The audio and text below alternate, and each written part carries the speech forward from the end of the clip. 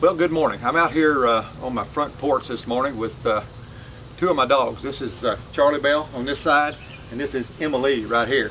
And you can kind of tell the difference in their personalities just right off the bat. While Emily is looking at me when I look at her, when I look over at Charlie, she doesn't look at me. She's looking down the street. There's something interesting going on half a block down my street here. What I'm here to talk to you about this morning is about auditory exclusion in dogs. That's something that people don't normally pay much attention to, or don't know anything about, or don't even know it exists in those terms. They often will say, dog owners will often say, well, my dog just won't listen to me. That's even after dogs have been obedience trained. To those of you who may be frustrated with the dog, you may have gotten a dog and you like the dog in general, its personality. Maybe you've taken a dog and have them professionally obedience train the dog, and maybe you've had them teach you along with the dog how to work with your dog and do the obedience commands and things that they've taught the animal how to do, and have now taught you how to do. But you have gotten that dog home, you've gotten that dog out in public, and you found that even after obedience training, which is done in a controlled environment, you find that after that obedience training, you get them out in public somewhere and the dog goes off the rails. Reactive to another dog, still has high prey drive. All of a sudden, all the things that were working in obedience training under the guiding hand of a professional trainer are also out the window. This is where we tragically see every week. I get reports from people who have taken dogs to shelters or had dogs actually euthanized because even after obedience training, because they couldn't get something in that dog under control, or they were so disturbed by it and so put off by it and so emotionally drained by it that they just couldn't handle it. So let me talk to you this morning about the realities of dogs and dog training, and that is that if you take a dog like Emily right here, who is aloof to everything, I can take her out and just anywhere. It doesn't make any difference where I go with her. It can be on a leash, it can be off a leash. Commonly what you'll see on Emily, if I'm taking her out in the city where you have to have a dog on a leash, is something like this right here, and that's an action leash, but there's no correction needed with Emily. I could take a leash off of her as far as her ability to stay with me and keep her with me. I could take her off with me, walk her all over this city, and she'd stay right with me no matter what. No matter how many dogs came around, cars, people, no matter what it is, Emily would stay with me because that's just where she defaults to. Charlie, on the other hand, I could turn her loose out here and she would be off in every direction imaginable. Now Charlie is good, she's obedience trained, she's compliant, she's good natured, she has good recall. Charlie Bell, come!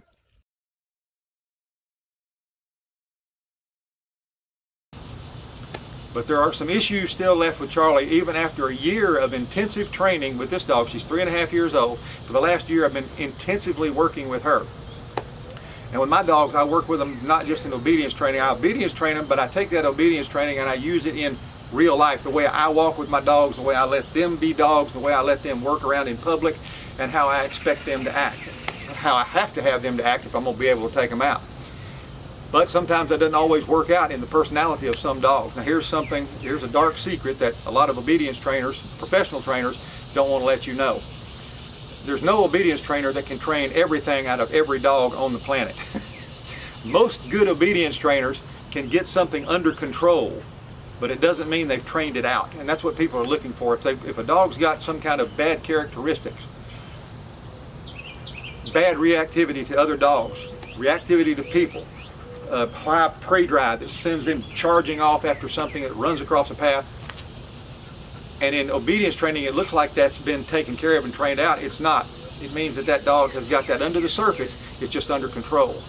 And when people take their dogs away from obedience training and don't continue to work on that, and don't know that that dog still has that under the surface, they can take those dogs out and be devastated when they find out that dog still has that characteristic in them, because it's genetically inbred in them, it's embedded in that dog, and it's going to be there no matter what.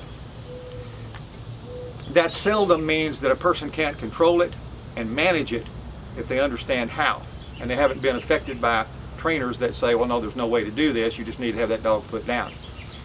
The reality is that not very many people, if I took Charlie here and I handed her leash off to somebody, that was a professional trainer, and I just said, here's what she's likely to have an issue with, that trainer would be able to take her anywhere in town and be able to handle and manage what she does when she is reactive, or when something runs across a path in front of her. They would know how to handle that and manage it and do it quickly.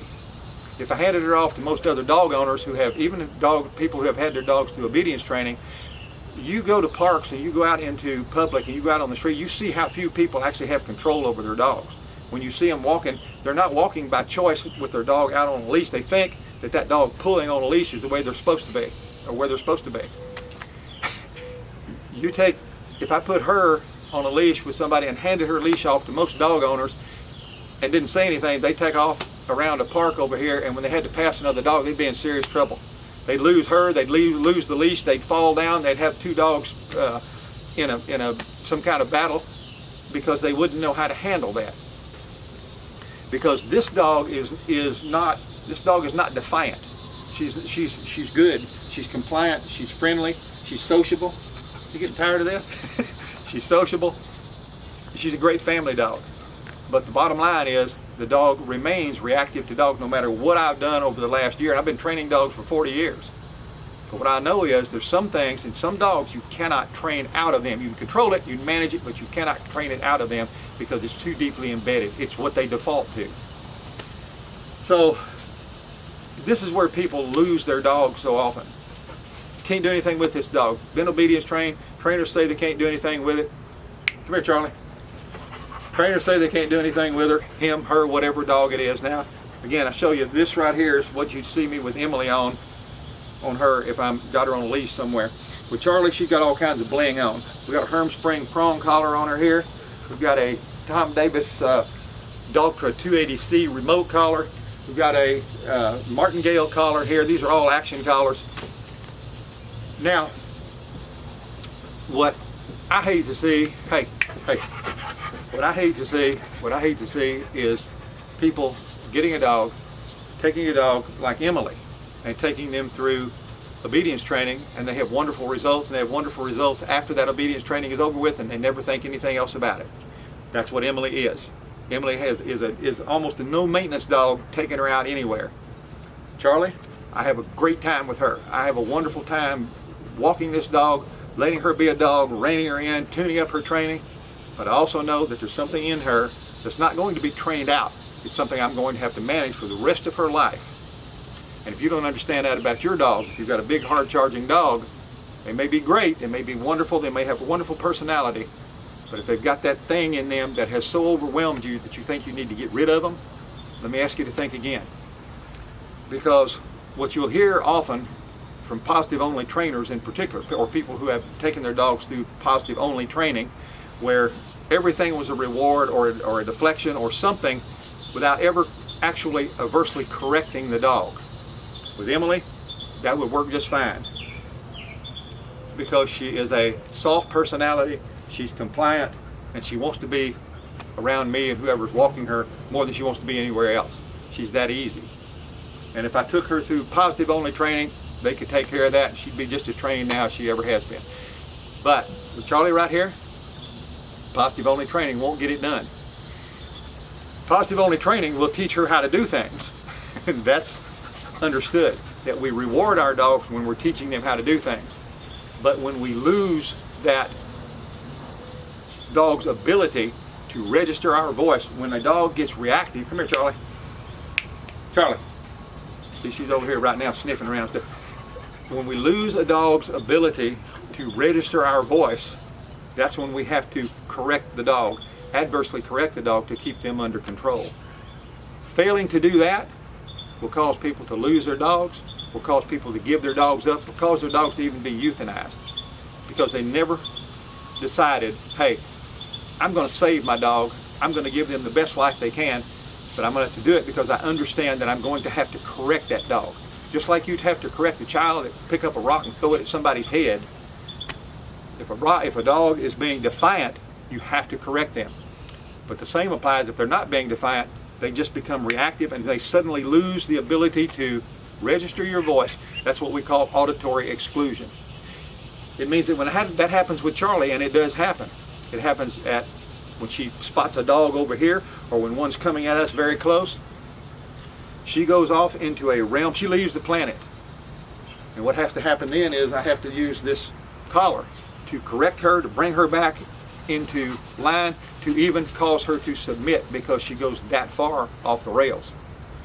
And if I don't do that, I could lose my dog. I could lose her to something that she does or somebody else's dog does. There are all kinds of scenarios that could cause me to lose my dog or cause her safety to be compromised if I didn't understand what's necessary to correct her. I take her down to a river area that's a big, wide expanse of jetties and sand and rocks and water and all kinds of things. Take her swimming. And I let her off leash. And I know that if I call her from 100 yards away, Charlie, come, whistle, and she will come blasting back to me and stop right in front of me. Wonderful dog. But if she goes down there and a bunch of squawking river birds take off running and flap off up into the air, she'll take off running after me. And if I lose the registry, if I lose her ability to register my voice and I'm hollering at her and she doesn't turn around and come back, that's when I'm going to use that e-collar right there to remind her, hey, we're still connected. Because that has to do with the safety and well-being of my dog. A correction from that e-collar is not nearly as harmful as that dog taking off out into areas unknown and being harmed or even killed because she loses the ability to register my voice. But that doesn't happen because we use the necessary tools to keep it from happening. Auditory exclusion is where a lot of people lose their dogs. They take it personally. Folks, if your dog reacts and they act like they're not paying any attention to you because they're being defiant, what you're looking at there is auditory exclusion. It doesn't mean they're being defiant. It's not personal to you. It means they've lost the ability to register your voice, and you've got to bring them back you've got to bring them back. You've got to bring their attention back and bring them back into submission, and you won't do that with positive only training. When she goes off into a reactive state, I can offer her all the food in the world, and I can muscle her away from that. But what I have to do to contain it and to control it and to bring her into submission and to get her attention back is I have to correct her. But the alternative is to let her keep on going and keep on going and keep on going until the whole thing passes and it just happens again. The reality is there are tools to control your dog after obedience training, after they've learned how to do it all. Emily, come here. After they've learned how to do it all, there are tools that you can use with your dog. Learn how to use them. You learn from a professional trainer. Learn how to do it and practice with these things and train the dogs with them under gentle conditions to where they understand what they mean.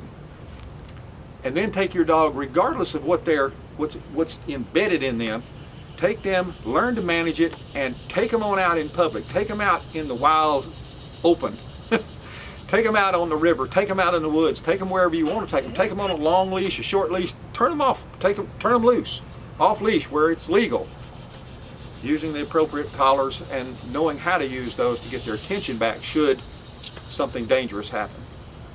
Don't take it personally when you have a dog that suddenly seems like they're not listening to you or being defiant, because generally they're not. They've gone off into reaction mode and they're so focused they've lost the registry of your voice. They physically hear it, but they don't register it, and they don't know what that means. But now anybody that's watched this, you know what it means. What it means is, come here.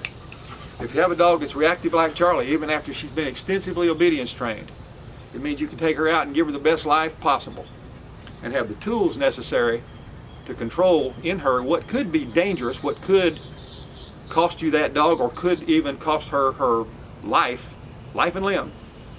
And you can keep that completely under control, never have any harm, and have the best life you can live with your dog. Don't take it personal, and understand auditory exclusion is not your dog being defiant. It means they've lost the ability to register your voice. Learn how to deal with it, and you'll have the best life you can have with your dog. And you won't have to get rid of the dog. That dog doesn't have to use their life. That dog doesn't have to be euthanized, regardless of what any or all positive only trainers may tell you. So that's it. I hope this helps somebody with your dog that you may be struggling with. You know, if you have questions, I'm easy enough to get a hold of. Contact me through Facebook, send me a message. I'll be glad to answer your questions. If you're in the Fort Smith area, I'll even be glad to work with you with your dogs. So, again, I'm Mark. Hope this helped you. and I'll see you again soon on another dog training video.